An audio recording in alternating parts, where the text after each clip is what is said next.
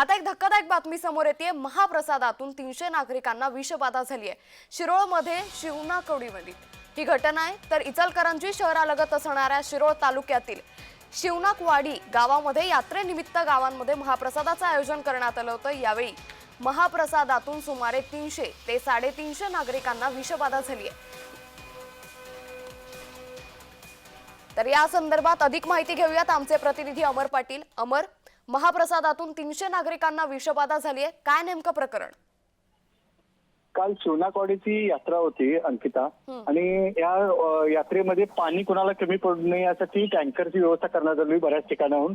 आणि पाणी आणि सकाळी महाप्रसादाची व्यवस्था होती। महाप्रसादामध्ये खीर आणि भात होता।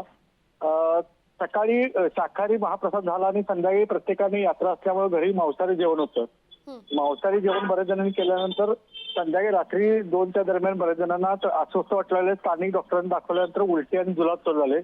परंतु आता 50 वर त्या शिवनाकवाडीचे आजूबाजूच्या दवाखान्यामध्ये दाखल गेलेले असताना तर आता जास्त झाले। तिथे शिवनाकवाडीमध्ये दवाखान्यामध्ये पेशंट नाही राहू शकत किंवा अस्वस्थ व्हायला लागल्यामुळे इचलकरंजीच्या आयजीएम रुग्णालयात दाखल करण्यात आले।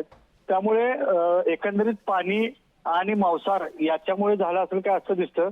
आता सतर्क यंत्रणा, आरोग्य यंत्रणा सतर्क झाली आणि आता कोल्हापुरातून पण इचलकरंजी आयजीएम रुग्णालयात डॉक्टर पोहोचलेले आहेत। नक्कीच, त्यामुळे एकंदरीतच आता या रुग्णांवरती उपचार केले जात आहेत। धन्यवाद अमर, आपण दिलेल्या सविस्तर माहितीसाठी।